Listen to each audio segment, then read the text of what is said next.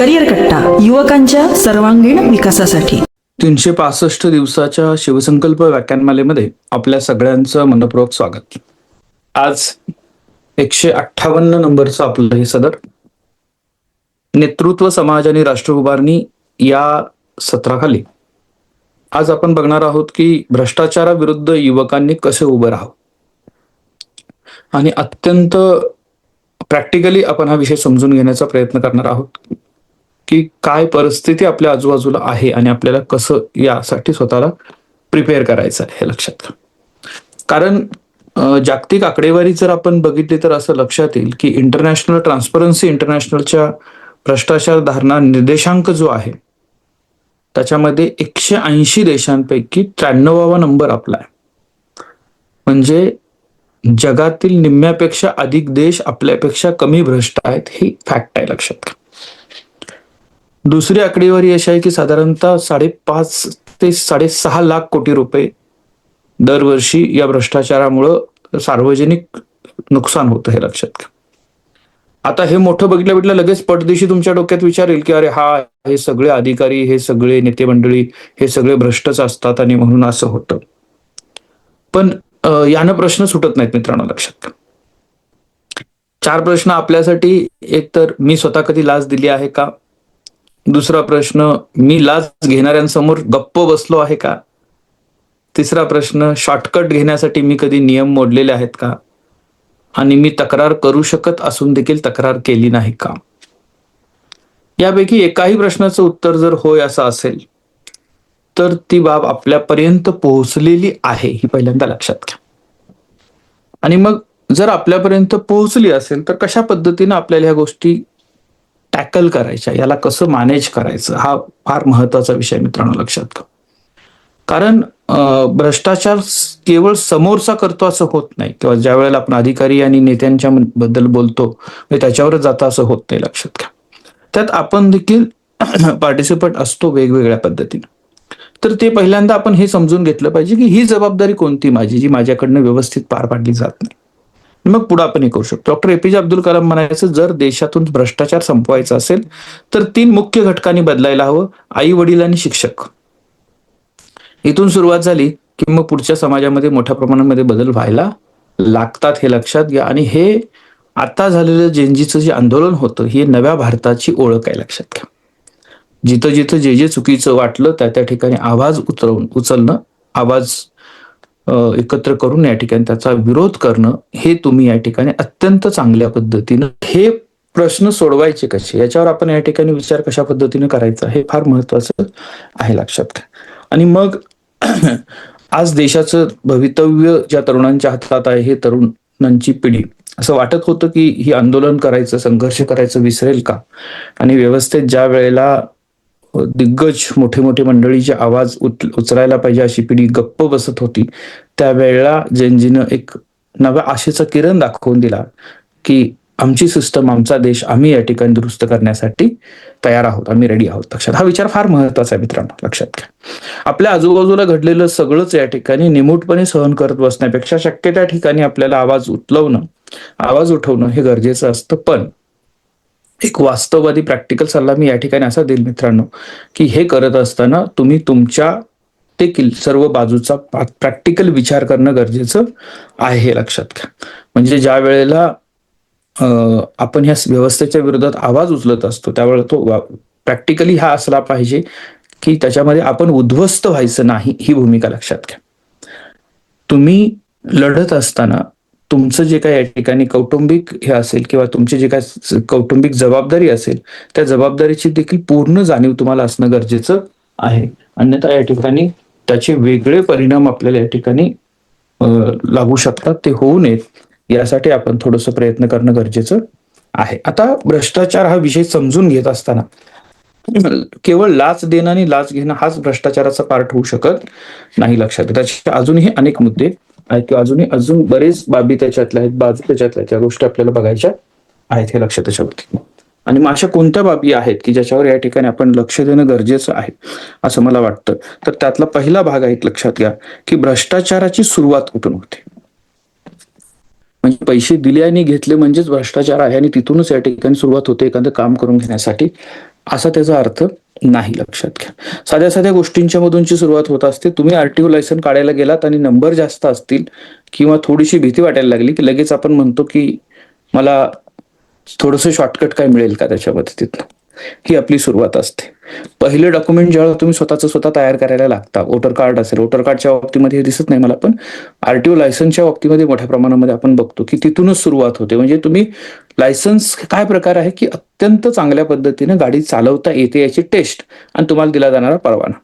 आणि तिथं जर करता या ठिकाणी वेगवेगळ्या शॉर्टकट वापरून जर परवाने मिळवले जाऊ लागले किंवा दिले जाऊ लागले तर रस्त्यावर आपण त्याचं प्रमाण बघतो आणि त्याचा परिणाम किती मोठा होतो. तर चुकीच्या पद्धतीने लायसन्स मिळाल्यानंतर अपघात होतात. अपघात झाल्यानंतर या ठिकाणी काही लोक मृत्युमुखी पडतात, कोर्ट केसेस होतात. मग तो इन्शुरन्सचा खर्च आहे, हॉस्पिटलचा खर्च आहे आणि त्याचा डायरेक्ट देशाच्या जीडीपीवर होणारा परिणाम आहे, हे लक्षात घ्या. त्याच्याबद्दल या गोष्टी कुठेतरी आपण या ठिकाणी लक्षात घेतल्या पाहिजेत की सुरुवात कुठून होते. तर तिथं मला टाळता येईल का की ठीक आहे, मला एकदा फेल झालो, दोनदा फेल झालो, मी प्रयत्न करेन, फेरी मारेन आणि मी ते कम्प्लीट करून घेईन. हे शक्य आहे का? इथून आपण सुरुवात करू शकतो, हे लक्षात याच्यामध्ये. कारण महत्वाचं मित्रांनो लक्षात घ्या की आपण हे समजून घेऊया की आपल्यापासून सुरुवात होणं हे गरजेचं असतं. आता भ्रष्टाचाराचे प्रमुख प्रकार जे आपण बघणार आहोत त्यातला पहिला आर्थिक भ्रष्टाचार, लाच देणं घेणं किंवा खाजगी सार्वजनिक निधीचा गैरवापर करणं खाजगी लाभांसाठी, सरकारी योजनांच्या मध्ये आपण या ठिकाणी गैरव्यवहार करणं, टॅक्स आपण चुकवणं. राजकीय भ्रष्टाचारामध्ये आपण बघतोय मतदानासाठी पैसे देणं घेणं, चुकीच्या पद्धतीनं नियुक्ती करणं, सत्तेचा गैरवापर, नेपोटिझम या गोष्टी येतात. प्रशासकीय भ्रष्टाचारामध्ये आपण बघतो की कागदपत्रांसाठी चहा पाणी हा शब्द वापरला जातो आपल्याकडे बऱ्याच वेळा, तुम्हाला माहिती असेल, लक्षात घ्या. किंवा फायली अडवणं, पदोन्नतीसाठी पैसे घेणं किंवा या ठिकाणी बदल्यांचा बाजार, हे आपलं याच्यातलं महत्वाचा भाग असतो. एकच नंतर पुढचं आहे न्यायालयीन भ्रष्टाचार. न्यायालयीन प्रक्रियेमधला भ्रष्टाचार म्हणजे आपण तो एक तर असतो की चुकीच्या पद्धतीची न्याय प्रक्रिया होते किंवा वकिलांच्या मार्फत काही सेटलमेंट होतात किंवा या ठिकाणी साक्षीदारांच्या बाबतीमध्ये काही खरेदी होत असते साक्षीदारांची, असे प्रकार तुमच्या कानावर पडत असतील, लक्षात घ्या मित्रांनो. शैक्षणिक भ्रष्टाचार, जिथं तुम्ही कदाचित त्या प्रोसेसमधनं गेला असणार आहे. प्रवेशासाठी डोनेशन, आर्ट्स कॉमर्स सायन्स कॉलेजमधनं डोनेशनच काय, मेरिट लिस्ट देखील या ठिकाणी आता हद्दपार झालेली आहे. विद्यार्थ्यांची संख्या कमी असल्यामुळे मित्रांनो लक्षात घ्या. पण हा देखील प्रकार बघायला मिळतो. त्यानंतर परीक्षेमध्ये कॉपी, दुर्दैवानं ऑक्सफोर्ड ऑफ द ईस्ट ज्याला म्हटलं जायचं, त्या पुणे विद्यापीठामध्ये गेल्या आठवड्यामध्ये गदारोळ माजला की 3 लाख रुपये डायरेक्ट बीकॉमची डिग्री विकण्यात आली आणि त्याच्यावर या ठिकाणी प्रक्रिया, आरोप प्रत्यारोप ह्या सगळ्या गोष्टी चालू आहेत. म्हणजे काय व्यवस्था आपल्या आजूबाजूला आहे याचा या ठिकाणी तुम्ही विचार करू शकता, लक्षात घ्या. सामाजिक भ्रष्टाचारामध्ये पहिला टॉपला येतो तो आहे लग्नासाठी घेतला जाणारा हुंडा, हे लक्षात घ्या. रूढी परंपरेचा दुरुपयोग करणं, नैतिक मूल्यांचं अधपतन, हा त्यातला या ठिकाणी महत्वाचा भाग आहे. डिजिटल भ्रष्टाचारामध्ये आपण बघतो सायबर फसवणूक, फेक न्यूज, डेटा चोरी, ऑनलाईन घोटाळे. इथं हा कुठं दिसतो भ्रष्टाचार, हे आपण बघितलेले ठिकाण आहेत लक्षात आजूबाजूला. हे माहिती आहे तुम्हाला, तरी पण मी एकदा रिपीट करतो, आपण समजून घेऊ. त्याच्यामध्ये आरटीओ सुरुवात सांगितलं, जमीन नोंदणी कार्यालय आहे, पोलीस स्टेशनच्या तक्रारीबाबत आहे, म्युन्सिपल कार्यालय आहे, सरकारी हॉस्पिटल्स आहेत, शाळा महाविद्यालय, वीज कनेक्शन कार्यालय, जिथं जिथं पब्लिक कनेक्ट आहे त्या प्रत्येक ठिकाणी दुर्दैवाने ह्या गोष्टी दिसत आहेत मित्रांनो, लक्षात घ्या. लहान भ्रष्टाचार म्हणतो आपण कुठून त्याच्यामध्ये की आता ऑनलाईन चलन मारू नका, कशाला 500चं चलन मारताय, 100 रुपये घ्या. आरटीओला तिथून सुरुवात तुम्ही करता, जे ट्रॅफिक पोलीस असतात तिथे, लक्षात घ्या. फाईल पुढे सरकवण्यासाठी थोडंसं लवकर होत असेल तर हे 1 रुपये, लक्षात, 100 रुपये इथून आपण सुरुवात. ट्रेनचा लोकलमध्ये तिकीट न करता प्रवास करायचा, तिथून या ठिकाणी ऍडजस्टमेंट आणि जुगाड आणि भ्रष्टाचार याला काय नाव देतो आपण प्रत्येक वेळा, हे लक्षात त्याच्याबद्दल हे फार महत्वाचं असतं आणि आपण अशा पद्धतीचे शब्द वेगवेगळ्या पद्धतीचे वापरत असतो, हे लक्षात घ्या. हजारो कोटीचे घोटाळे होतात, राष्ट्रीय संपत्ती या ठिकाणी साधनाची लूट केली जाते, राजकीय पदांची विक्री होते, हे सगळं आपण आजूबाजूला बघत असतो. लहान भ्रष्टाचार आणि मोठा भ्रष्टाचाराचं मूळ आहे, हे लक्षात घ्या. सुरुवात जिथून होते ते मोठ्यापर्यंत जाते. 1 रुपया जर 100 रुपये तुम्ही दिलेच नाही तर 1 कोटी घेण्याचं धाडस कोणी करणार नाही, हे लक्षात घ्या. आता हे सगळं स्वच्छ आचरण हे स्वराज्याचं पहिलं पाऊल आहे ज्यावेळेला म्हणतो, त्यावेळेला या ठिकाणी अस्वच्छ मार्गाने मिळालेलं स्वातंत्र्य म्हणजे नवीन गुलामी असते, हे लक्षात घ्या. म्हणजे जे आता आपण काही ठिकाणी अनुभवतो की बाबा कशा पद्धतीनं व्यवस्था जी विद्यार्थ्यांसाठी चांगली असायला पाहिजे त्यावर वेगवेगळ्या पद्धतीचे प्रयत्न चालू आहेत, हे लक्षात अशामध्ये. दुसरं महत्वाचं आहे, देशावर होणाऱ्या आर्थिक नुकसान दरवर्षी या ठिकाणी कोट्यावधीचा तोटा, विकास प्रकल्प रखडतात, उद्घाटनाच्या पूर्वीच काही पूल कोसळतात. हे सगळ्या गोष्टी तुम्ही आजूबाजूला बघत असताना होतं काय, याच्यामुळे ज्याला हे जमतं तो अधिकाधिक श्रीमंत व्हायला लागतो आणि ज्याला हे ऍक्सेस मिळत नाही तो जास्तीत जास्त गरीब व्हायला लागतो, हे लक्षात घ्या. सामाजिक चारित्र्याच्या बाबतीमध्ये असं वाक्य म्हटलं जातं, लक्षात घ्या, ज्याला संधी मिळाली नाही तो चारित्र्य संपन्न आहे. याचा अर्थ समजून घ्या मित्रांनो, मला काय म्हणायचं की ज्याला या गोष्टीमध्ये जंप मारायसाठी, शॉर्टकट घेण्यासाठी, मदत घेण्यासाठी, पुढे जाण्यासाठी त्या भ्रष्टाचाराच्या लिंक मिळाल्या नाहीत म्हणून चारित्र्य संपन्न राहिलं जातं, असं एक वाक्य बोललं जातं. हे किती भयानक वाक्य आहे समजून घ्या पहिल्यांदा. आणि मग हे ज्या वेळेला आजूबाजूला तुम्ही बघता तेव्हा प्रश्न मला, सर ठीक आहे ना, आम्ही हे सगळं ऐकलं, पण काय त्याचे वैयक्तिक परिणाम किती होत आहेत, की सातत्यानं भ्रष्टाचार लोकांच्या मनात टेन्शन असतं, बाबा हे काय, कोणी ट्रॅप करतंय का, कोणी पकडतंय का, काय होईल का, असा प्रकार असतो, लक्षात घ्या. आरोग्यावर त्याचं नैतिक ओझ्यानं शारीरिक परिणाम होतात, लक्षात घ्या. नात्यांवर परिणाम होतात, कारण एखाद्याची इमेज जर तशी तयार झाली तर बाकीचे लांब जायला लागतात, हे लक्षात घ्या. कायदेशीर परिणाम, तुरुंगवास, दंड अशा गोष्टी होतात. त्यानंतर या ठिकाणी सामाजिक बहिष्कार, प्रतिष्ठा गमावण्याची भीती असते, लक्षात घ्या. धक्कादायक तथ्य काय की दरवर्षी 6.5 कोटी रुपयाचा भ्रष्टाचार होतो, 6.5 लाख कोटीचा. यातील प्रत्येक पैशातून भारतीयांसाठी काहीतरी चांगल्या योजना राबवल्या येऊ शकतात, लक्षात घ्या. 3 पैकी एका भारतीयाला भ्रष्टाचाराचा कुठे ना कुठेतरी सामना करावा लागतो, ही आकडेवारी सांगते. ट्रान्सपरन्सी अहवालामध्ये दरवर्षी 30 लाख कोटीचा काळा पैसा तयार होतो. ही सगळी आकडेवारी ज्यावेळेला तुम्ही आता बघता, लक्षात घ्या, हे आता का महत्वाचे आहे, कारण भारत आता तरुणांचा देश आहे. 65% पेक्षा लोकसंख्या ज्यावेळेला 35 वर्षाच्या आत असेल, म्हणजे यंग डेमोग्राफीच असलेला देश आहे. 80 कोटी तरुण आपल्या भारतामध्ये आहेत, लक्षात घ्या. आणि या तरुणांसाठी ऊर्जा आणि उत्साह, नवीन संकल्पना, नवीन दृष्टिकोन, बदलांची क्षमता, न घाबरण्याची वृत्ती आपल्याकडे आहे. म्हणजे ज्या वेळेला तुम्ही त्या जेनजीच्या आंदोलनामध्ये, मुंबईच्या आंदोलनामध्ये पोलीस व्हॅनमधून आंदोलकांना घेऊन जात असताना एकटी तरुणी ज्यावेळेला ती उभी राहते आणि ती ज्या ऍटिट्यूडनं उभी राहिली त्याच्या व्यवस्थेच्या विरोधात, लक्षात घ्या, तो तुमच्या सगळ्यांचं प्रतीक आहे, हे लक्षात घ्या. ज्या वेळेला या ठिकाणी आपलं हे चालू होतं की मुलांना पकडून घेऊन जात होते, त्यावेळेस समोरचा पोलीस त्याला धमकी देत होता की तुझ्या खिशामध्ये मी ड्रग्सची पुडी टाकेन आणि तुझ्यावर गुन्हा दाखल करेन. त्याच्यामध्ये त्याचा व्हिडिओ रेकॉर्ड करून पब्लिश करणं आणि त्याला अद्दल घडवणारी पिढी ही तुमची पिढी आहे, लक्षात त्याच्यामध्ये.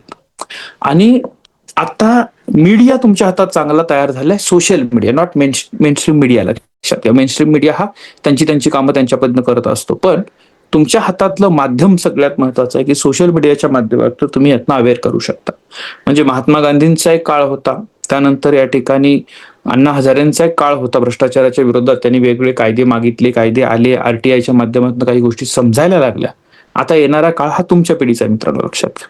आणि या पिढीचं महत्वाचं काम काय त्याच्यामध्ये, की जिथं जिथं काही चुकीचं दिसतं तिथं आवाज उठवणं, एकत्र येऊन आवाज उठवणं आणि देशाच्या या निर्मितीमध्ये, या प्रक्रियेच्या स्वच्छतेसाठी आपण या ठिकाणी काम करू शकतो, हे लक्षात घ्यायचं आहे. 1857चा उठाव, तरुण होते क्रांतिकारक, लक्षात घ्या. स्वातंत्र्य लढ्यामध्ये भगतसिंग, सुखदेव, राजगुरू, खुदिराम बोस. भगतसिंग 23 वर्ष, सुखदेव 24 वर्ष, राजगुरू 22 वर्ष आणि खुदिराम बोस हे 18 वर्षाचे होते, लक्षात घ्या. जयप्रकाश नारायण चळवळ 1974 झाली, विद्यार्थ्यांचा सहभाग मोठ्या प्रमाणात होता. 2011चं अण्णा हजारे आंदोलन, त्यातही तरुणांची मोठ्या प्रमाणात ऊर्जा होती.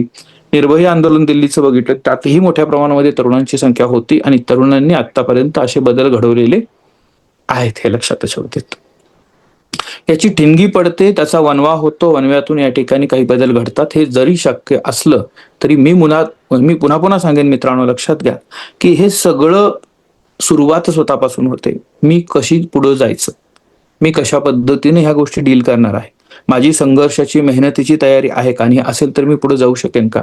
तर यस, याचं उत्तर जर आपल्याला होय असं मिळालं तर पुढे जाऊ शकतो, हे लक्षात घ्या. दुर्दैवानं प्रत्येक पायरीवर तुम्हाला अशा पद्धतीची जेव्हा माणसं भेटतात त्यावेळेला तुम्हाला पुन्हा पुन्हा हा विचार करावा लागणार आहे की मी या ठिकाणी निर्णय काय घ्यायचा आहे, हे लक्षात घ्या.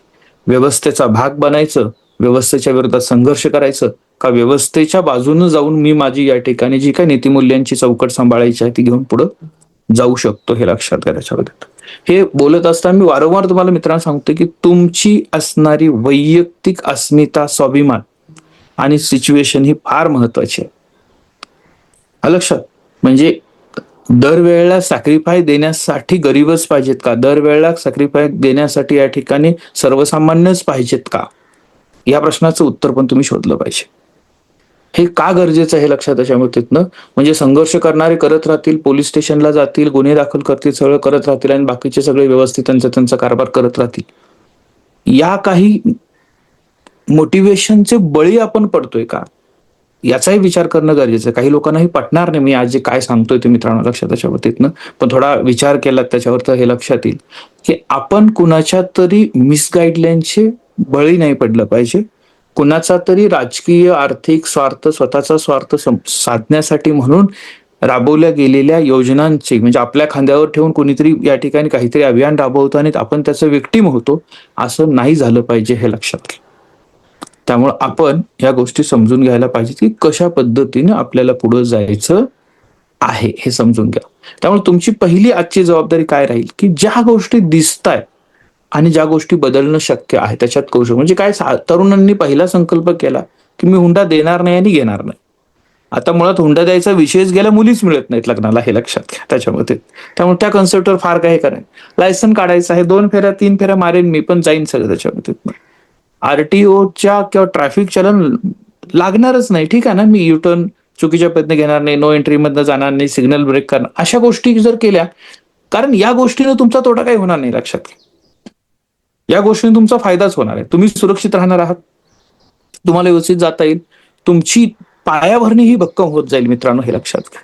कधीही तुम्ही समजा एखादं प्रपोजल तुम्ही टाकलेलं आहे, एक एक्झाम्पल घेऊ की तुम्ही तुमच्या कॉलेजमध्ये स्कॉलरशिपचा फॉर्म भरताय, सगळी मुलं ऍक्युरेट डॉक्युमेंट्स आणून फॉर्म भरताय, तुमच्याकडे एक डॉक्युमेंट्स नाही आहे आणि तुम्ही क्लार्कला म्हणताय बघ तुझं हे चहा पाण्याचं काहीतरी घे सगळं त्याच्यामध्ये आणि हा फॉर्म तेवढा सबमिट करून टाक, मला परत फेरी मारायला नको. तो फॉर्म घेईल, सबमिट करेल, पुढे जाईल लक्षात घ्या. आता नंतरचं स्टेज, कदाचित जर समजा या ठिकाणी ती स्कॉलरशिप आली आणि त्यांनी परत सांगितलंय बघ ही स्कॉलरशिप तुला मिळायची असेल तर तू डॉक्युमेंट्स त्यावेळेला दिलेले नव्हते, त्यामुळे त्याच्यातला पण मला शेअर दिला पाहिजेच, नाही तर तुला ते काही पूर्ण होणार नाही. सुरुवात झाली, म्हणजे तुम्ही सुरुवातीला स्वतःच्या विरोधातच अशा पद्धतीचे पुरावे तयार करून ठेवले की पुढे जाऊन या ठिकाणी ते वारंवार ते शेपूट तुमच्या समोर या ठिकाणी कुठे ना कुठे ते तुमच्या समोर येणार आहे. तर सुरुवातच आपण परफेक्ट करत जाऊ, कारण लॉंग टर्मचा विचार करा. बांधकाम परवाना न घेता बांधलेली बिल्डिंग, अधिकाऱ्याची बदली झाली तिथं दुसरा अधिकारी आला तर ते अनाधिकृत म्हणून पाडली जाते. आपल्या स्वप्नांचं, आपल्या करिअरची बांधली जाणारी बिल्डिंग जर चुकीच्या पद्धतीच्या या पावलांवर, या पद्धतींवर जर बांधत गेली असेल, हे लक्षात त्याच्यामध्ये तर कधीतरी ज्या वेळेला परिस्थितीचा सामना करायची वेळ येईल त्यावेळेला आपण मागे पडणार आहोत. करिअरमध्ये बीकॉमचा विद्यार्थी आयटीचा फेक एक्सपिरियन्स घेतो आणि आयटी इंडस्ट्रीमध्ये 6 महिन्याच्या शॉर्ट टर्मनं जातो, लक्षात घ्या. तो जातो, पण तिथं गेल्यानंतर टिकतो का? तिथं 6 महिन्यानंतर तो बाहेर पडत असेल तर तिथं तो पुन्हा काय करतो लक्षात घ्या, एक दुसरी व्यवस्थेचा बळी पडतो. म्हणजे फेक सर्टिफिकेट, फेक एक्सपिरियन्ससाठी काही पैसे दिलेले असतात, 6 महिन्याचा कोर्स, पुन्हा कंपनीविषयी खोटं बोललेला असतो, त्या इंडस्ट्रीमध्ये जातो आणि तिथून जर त्याला बाहेर काढलं गेलं तर पुन्हा आयटीचाही रस्ता बंद आणि कॉमर्सचाही रस्ता बंद. तुम्ही सर काही मुलं जात आहेत की करतायत की त्याच्यावरती, तर या गोष्टी लक्षात घ्या. मी इमारत जर करता कच्ची बांधली गेली तर त्याचा या ठिकाणी लॉंग टर्म दुष्परिणाम होणार. आता काही एका विद्यार्थ्याने कोणीतरी लिहिलं की सर ड्रायव्हिंग टेस्टच घेत नाहीत आरटीओचे लोक, बरोबर आहे. आता टेस्ट सुद्धा घेत नाहीत, कोणाचे घेत नाहीत?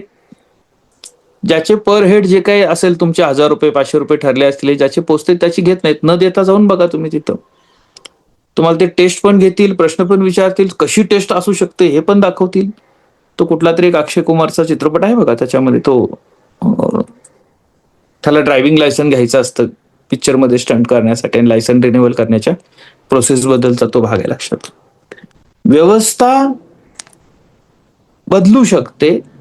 मी उदाहरण काय सांगतोय मित्रांनो लक्षात घ्या. मी तुम्हाला हे सांगतोय की ज्या सहज शक्य गोष्टी आहेत त्या करायला सुरुवात करा. आपोआप या ठिकाणी पुढे सेल्फी नावाची मूवी आता कोणत्या टाकल्या लक्षात, आपोआप पुढच्या गोष्टी घडत जाते हे लक्षात घ्या. आणि मी त्या गोष्टीपासून सुरुवात करायला सांगतो की ज्याचा तुम्हाला पुढे चांगल्या पद्धतीने या ठिकाणी फायदा होऊ शकतो लक्षात घ्या. आता ज्या वेळेला असे प्रश्न येतील की आता हे मित्रांनी काही विद्यार्थ्यांनी टाकले लक्षात घ्या की शिक्षणासाठी सुद्धा डोनेशन घेतलं जातं, बरोबर आहे. नीटच्या परीक्षेसाठी एक्झाम्पल आपल्या सोबत आहे. प्राध्यापक भरतीच्या बाबतीमध्ये काय चाललंय हे सगळं आपल्या आजूबाजूला आहे, लक्षात घ्या. मग आता तुम्हाला निर्णय घ्यायचा ना मित्रांनो, की मला पैसे देऊन या ठिकाणी प्राध्यापक बनायचं आहे का मला या ठिकाणी इतर क्षेत्रामध्ये जाऊन चांगले पैसे कमवायचे आहेत आणि शिकवण्याचा आनंद घ्यायचा आहे त्याच्यामध्ये. काही लोक काय करतात की पैसे घेतात, पैसे देतात, नोकरी घेतात आणि आल्यानंतर या ठिकाणी संस्थापकांना म्हणतात मी काय फुकट आलोय का, मी एवढे पैसे देऊन आलोय, मी काय मुलांना शिकवणार नाही. म्हणजे विद्यार्थ्यांचा लॉस कशासाठी करायचा आपण? हेच लक्षात घ्या की तुम्ही तुमच्या करिअरच्या बाबतीत मित्रांनो एक लक्षात घ्या की जग बदलण्यासाठी स्वतःमध्ये बदल होणं गरजेचं आहे. आणि मी पुन्हा पुन्हा सांगतोय की अशा गोष्टी समजून घ्या की ज्या गोष्टी मला सहज शक्य आहे. सुरुवात करा. सवयी लावणं गरजेचं असतं स्वतःला, हे लक्षात. त्या सवयीचं रूपांतर नंतर या ठिकाणी तुमच्या सोशल कॅरेक्टरमध्ये, नॅशनल कॅरेक्टरमध्ये व्हायला वेळ लागत नाही, लक्षात. त्यामुळे आपण ही सुरुवात करू शकतो चांगल्या पद्धतीनं. तुमच्या हातात काय होतं, एक तर चांगला अभ्यास करणं. चांगला अभ्यास केला तर चांगल्या कॉलेजमध्ये मेरिटनुसार ऍडमिशन मिळेल, डोनेशनची गरज लागणार नाही. तुम्ही अभ्यासामध्ये कमी पडलात, आता तुम्हाला निर्णय घ्यायचा आहे की मला डोनेशन देऊन शीट घ्यायची आहे, आयुष्यात ते 2-3 वर्ष वाचवायचे आहेत की अजून वर्ष अभ्यास करायचा आणि पुढे तिथे जायचं आहे, लक्षात. मी वारंवार हे सांगितलं मित्रांनो, मी अशा पद्धतीच्या वैयक्तिक किंवा तुम्हाला असं फेक मोटिवेशन देणं, म्हणजे ज्याच्यात माझं काय फरक पडतो मुलांना सगळ्या सांगायचं त्याच्यामध्ये अजिबात भ्रष्टाचार झालाच नाही पाहिजे, तुम्ही या ठिकाणी पेटून उठलं पाहिजे, विरोध केला पाहिजे, कंप्लेंट केल्या पाहिजेत. प्रॅक्टिकली मुलांना तुम्ही अडचणीत आल्या मित्रांनो, लक्षात घ्या. माझं हे म्हणणं आहे त्याच्यामध्ये की ज्या ज्या गोष्टी शक्य आहेत तिथून सुरुवात करूया. हळूहळू छोट्या छोट्या गोष्टी बदलायला सुरुवात करूया, परिवर्तन नक्की घडेल, हे लक्षात घ्या. सगळ्याच ठिकाणी विरोध करत सामाजिक कार्यकर्त्याच्या भूमिकामध्ये तुम्ही जर याल तर तुमची सगळ्यात महत्वाची जबाबदारी तुमचं आत्ताचं करिअर घडवणं जे आहे त्याच्यावर त्याचे चुकीचे परिणाम होतील आणि हे फार अडचणीचं होईल, लक्षात घ्या. ते झालं नाही पाहिजे. दुसऱ्याची स्वप्न पूर्ण करण्यासाठी स्वतःचा वेळ, स्वतःची मेहनत ही कधीही वाया घालवू नका. कुणाला तरी राजकीय नेतृत्व म्हणून तयार करायचं असेल म्हणून तुम्ही त्याच्या पाठीमागे जर करता मॉबच्या रूपाने उभं राहत असाल, प्रश्न सुटत असेल तर चांगली गोष्ट आहे, लक्षात. प्रश्न सुटत असेल तर चांगली गोष्ट आहे, पण प्रश्न या ठिकाणी सोडवण्यापेक्षा जर तुमचे प्रॉब्लेम क्रिएट होत असतील तर अवघड आहे, लक्षात. तुकाराम मुंडेंचं उदाहरण आपण घेतो. तुकाराम मुंडे सिस्टम मध्ये आल्यानंतर सगळ्याशी भांडू शकतात कारण त्यांनी ठरवलं बदली किती करताय तेवढी करा, मला तुम्ही रिस्टिगेट नाही करू शकत, मला तुम्ही निलंबित नाही, काढून नाही टाकू शकत, लक्षात घ्या. हे त्यांचं एक लेवल प्रोटेक्ट झालेलं आहे, हे लक्षात घ्या. आणि ते आता कितीही ताकदीनं वापरू शकतात, वागू शकतात, इतरांना ते या ठिकाणी चांगला धडा देऊ शकतात, हे लक्षात. कोर्टाच्या कॅन्टीनवरची धाड, कारण कोर्टानंच सुनावलं तुम्ही इथं हे करत नाही तर त्यांनी लगेच पाठवले अधिकारी सगळे. त्याच्या हे सगळीकडे काम करतायत कारण ते एका विशिष्ट लेवल पर्यंत पोहोचले आणि त्यांनी एक स्वतःची अवस्था बनवली किंवा एक या ठिकाणी स्वतःची सिस्टम बनवली की मला या व्यवस्थेविरोधात भांडायचं आहे, प्रोव्हाइडेड UPSC पास होऊन अधिकारी झाल्यानंतर, हे लक्षात घ्या.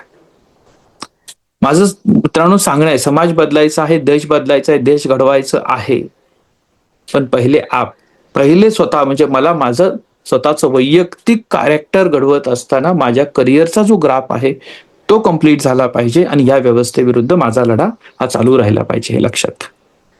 त्यामुळं प्रॅक्टिकल विचार करूया, बदललेल्या परिस्थितीचा फायदा घेऊया, समजून घेऊया, फायदा घेऊया म्हणण्यापेक्षा परिस्थिती समजून घेऊया आणि स्वतःला ह्या व्यवस्थेमध्ये साधा एक एक्झाम्पल किंवा एक वाक्य लक्षात ठेवायचं, कच्च्या पायावर उभी राहिलेली इमारत जास्त काळ टिकू शकणार नाही, पाया भक्कम व्हायला पाहिजे आणि पाया भक्कम होण्यासाठी जे करायला लागतं त्या सगळ्या गोष्टी करण्याची तुमची मानसिक तयारी पाहिजे.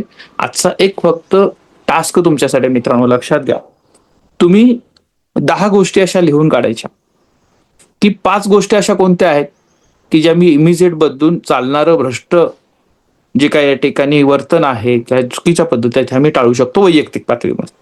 आणि 5 गोष्टी अशा पण लिहून काढा की या माझ्या समोर दिसत आहेत पण मी टाळू नाही शकत आहे, नाहीतर मग माझी सगळी सिच्युएशन या ठिकाणी बिघडणार आहे, लक्षात. त्याच्या पद्धतीनं अशाही लिहून काढा.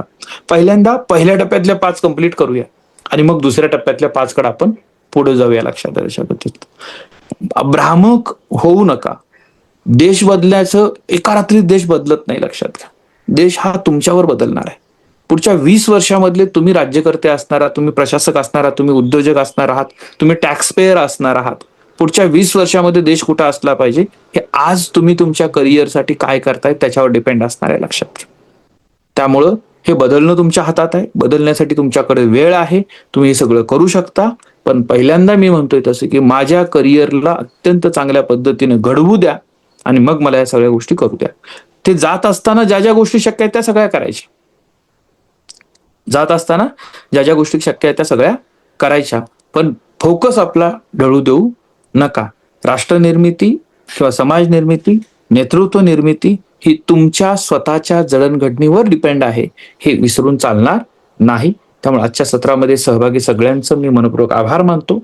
आजच्या काही गोष्टी काही मित्रांना पटल्या नसतील. काही अतिशय मोटिवेटेड मुलं असतात की त्यांना वाटतं की एका रात्रीत देश बदललाच पाहिजे, मी कुठंच भ्रष्टाचार होऊ देणार नाही, कोणालाच करू देणार नाही आणि मी हे करेन सगळं त्याच्यामध्ये. तर अशी उदाहरणं तुमच्या आजूबाजूला असतील मित्रांनो की ते आयुष्यामध्ये फार मागं राहिले. पुढे जाण्यासाठी भ्रष्टाचार करा असा माझा मेसेज अजिबात नाही मित्रांनो, लक्षात घ्या. पण प्रॅक्टिकली ज्या काही गोष्टी आहेत त्या टॅकल करण्याची स्वतःची अशी एक व्यवस्थित पद्धती निर्माण करा. मला कुठल्या गोष्टी बदलता येतात त्या बदलूया, बदलता येणार नाहीत त्या थोड्याशा पुढे ठेवूया आणि आपली ताकद वाढवून, आपल्या क्षमता वाढवून त्यासाठी प्रयत्न करूया. उपस्थित सगळ्यांचं मनपूर्वक आभार. आजच्या दिवसासाठी शुभेच्छा. पुन्हा आपण भेटणार आहोत आज 10 वाजता. प्रत्येक संसदेचा प्रत्येक कॅन्डिडेट आज 10 वाजता हजर असायला पाहिजे, यासाठी आपण प्रयत्न करूया. धन्यवाद.